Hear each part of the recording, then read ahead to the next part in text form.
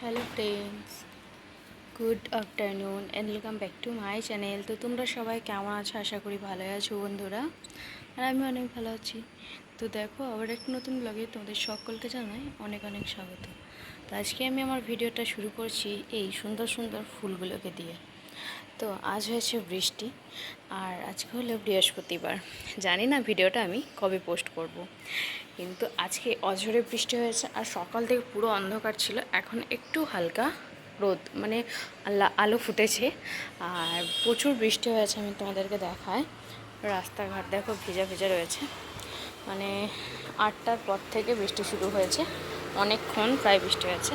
দেখো পাতাতে লেগেছে বৃষ্টি, দেখতে পাচ্ছ অনেক জল লেগেছে গাছে। আর এইটা যেহেতু রাস্তার ধারে বাড়ি, একটু অসুবিধা হবে, তো মানিয়ে গুছিয়ে নিও। আর এখানে দেখো গাছগুলো কিন্তু অসম্ভব সুন্দর লাগছে, আর এই নতুন পাতাটা বেরিয়েছে, কেমন লাগছে জানিও কিন্তু গাছগুলো। হ্যাঁ, তো চলো, তোমাদের আগে আমি বেশ ভালো ভালো ব্লগ দেবো ভেবে রেখেছি। তো যাই হোক, আমি এখন থেকে কিছু বলবো না কাউকে। তো চলো, ভিডিওটা এখান থেকে শুরু করছি, তোমরা ভিডিওটা কন্টিনিউ করো। আমার সান কমপ্লিট, ব্রেকফাস্টও করে নিয়েছি, ম্যাগি বানিয়েছিলাম তো বরের জন্য। তো ওই একটু খেয়েছে, 1 চামচ 2 চামচ। আর আমি চিড়ে খেয়েছি, চিড়ে কলা দুধ চিনি দিয়ে সন্দেশ এইসব মাখিয়ে। তো বেশ ভালো লাগে, কার কার ভালো লাগে জানিও। তো চলো, আজকের এই সময় থেকেই শুরু করছি। এখন যাবো রান্নাঘরে, কি রান্না করছি না করছি দেখা যাক। যদি রান্না দেখাতে পারি ভালো, বা বিকেলে একটু বেরোনোর ইচ্ছা আছে, যদি বেরোয় তখন দেখাবো, ঠিক আছে? তো চলো, পরে দেখো আমরা দুপুরের খাবার খেতে বসে পড়েছি। তো এখানে দুপুরে রয়েছে আজকে আলু মাখা, ভাত, ভেন্ডি ভাজা, পটল ভাজা, কাঁকরোল ভাজা, কুদ্রি ভাজা, এখানে শুকনো করে একটা সবজি, আলু, বিনস, চানা, কালো চানা দিয়ে একটা সবজি, আর এখানে রয়েছে মুসুর ডাল। তো চলো, আজকে আমরা এই দিয়েই লাঞ্চ করব। তো কেমন লাগলো আজকে লাঞ্চে তাহলে অবশ্যই জানাবে। আর আমার ভাজা ভাজা দিয়ে ভাত খেতে কিন্তু দারুণ লাগে। তো চলো খেয়ে নিই। আমি এখানে নিয়ে নিয়েছি ভাত। কাঁকরোল ভাজাও আমার বেশ ভালো লাগে খেতে। আর প্রথমে যে গাছটা খাই, আমি সমস্ত কিছু দিয়ে একটু খাই, আমার অনেক ভালো লাগে ওরকমভাবে ভাতটা খেতে। তো কে কে আমার মতো, মানে প্রথমের গাছটা সমস্ত কিছু যত কিছু থাকবে সমস্ত কিছু অল্প অল্প অল্প অল্প করে নিয়ে একটা মানে গাছ হয়, মানে প্রথম গাছটা। কে কে খাও এরকম জানাবে। তো চলো খেয়ে নিই, দেখাচ্ছে আর পরে কী করছি না করছি সেই নিয়ে। দেখো, সবজি বাজারে গেছিলাম, চলে আসলাম। আর তারপর থেকে তো আমি কোনো কিছু দেখাতে পারিনি। তো সবজি বাজার থেকে এইমাত্র আসলাম। কটা বাজে? 9টা বাজে এখন। আর আমি যাওয়ার আগে বানিয়ে গেছিলাম খাবার। তো চলো তোমাদের সাথে শেয়ার করি আমি কি বানাচ্ছি না বানাচ্ছি। মানে রেডি করে গেছিলাম, আমি বানিয়ে নেবো। তো সেটাই তোমার সাথে একটু শেয়ার করব। তো তোমাদের আজকে পুরো ভিডিওটা কেমন লাগলো অবশ্যই কমেন্ট করে জানাবে। না ভালো লাগলো কিন্তু লাইক আর সাবস্ক্রাইব করতে হবে। না না, এখন শেষ হয়নি ভিডিও, একটু পরে দেখা হচ্ছে আবার।